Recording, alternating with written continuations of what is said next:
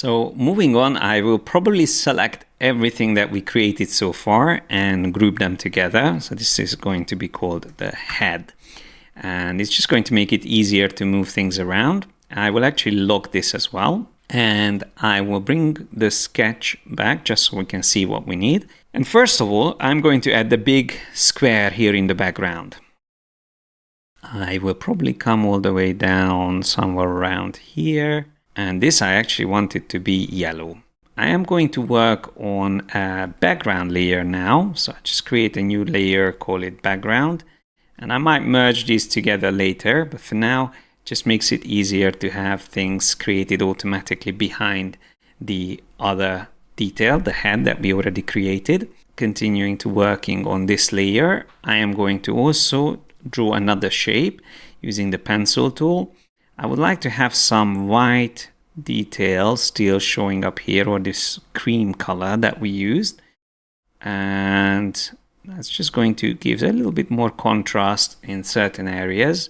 So something like that. And then it's time to draw some of these floral details, which is more like a decoration, but it's going to work quite nicely. We have that teal color that we can use for this. And then running up here as well. Create another detail, fill it in. And then we can draw maybe another just shape running around here. To keep the abstraction going, I'm going to use pink for this.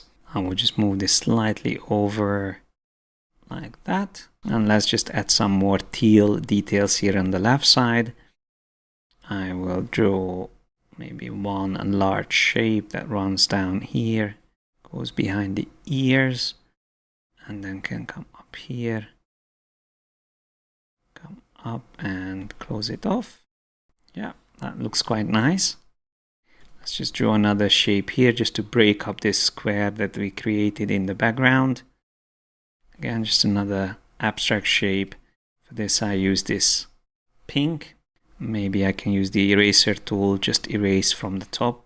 That's a good way of creating sharp corners quickly. I like to have sharp, straight edges varied with the organic curve details.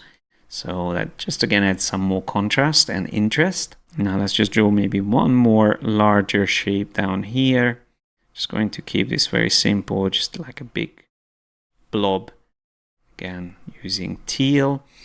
And then let's just add some final floral elements down here as well. I'm going to build this up from single shapes filled with the dark color. I keep these very abstract as well.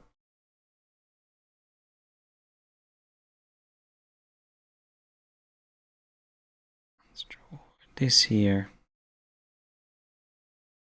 And a good advice is not to get stuck on small details at this stage. So until you see things coming together nicely and the colors working well together, there's no point of refining any of the shapes too much. Of course, you can get them closer to what you imagined by redrawing them with the pencil tool, but I wouldn't recommend wasting too much time finessing small details at this stage. For that, we will have time later to come back and adjust things. But something like this here, I can see already that we have a little bit strange ending on this shape. And also, I can just move this out a bit, separate it from the other shapes. And then maybe this one can come higher slightly. Like that. This one can come closer and maybe use the pencil tool a bit here, refine it. Yeah, that is looking quite nice.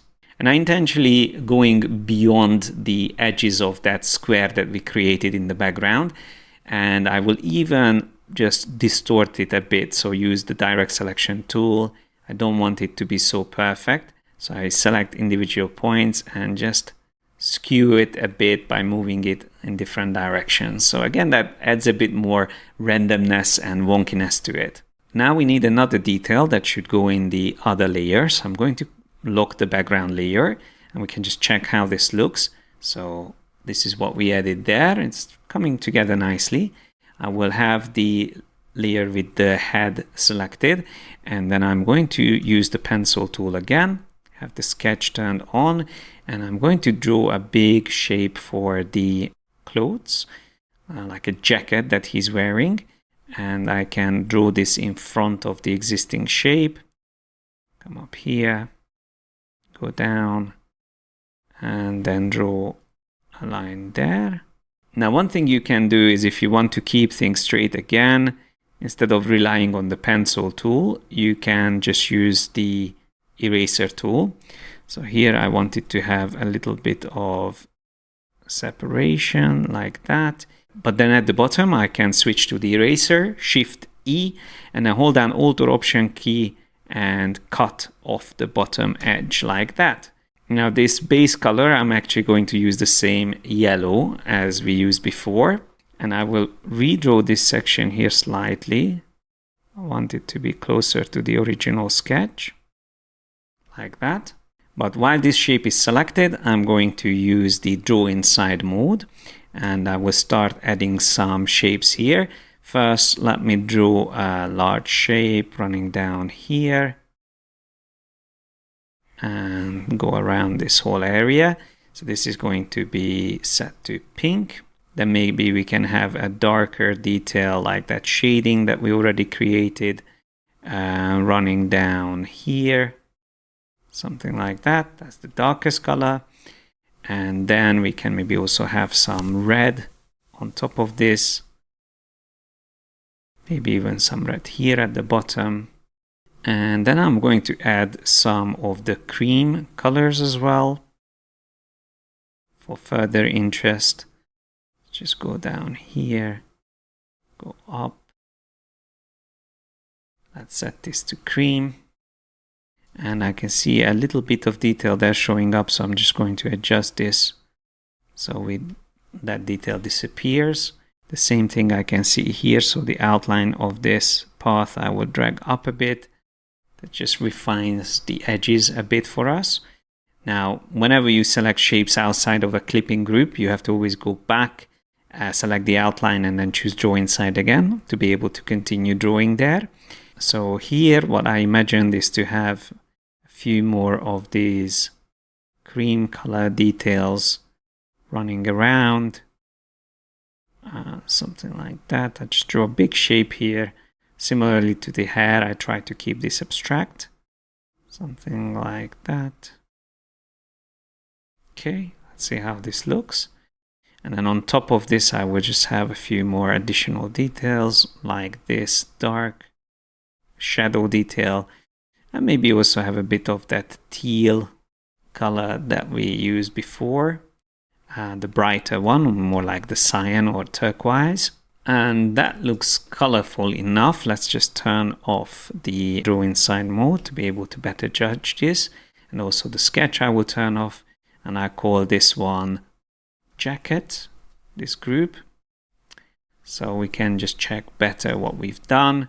That's the jacket, and that's the background, and of course that's the head that we created, which is right there. And the good news is that we have all the main shapes in place. Now it's about adding the finesse and refinement to make this look even more organic and make it look more like traditional media, or at least mixed media.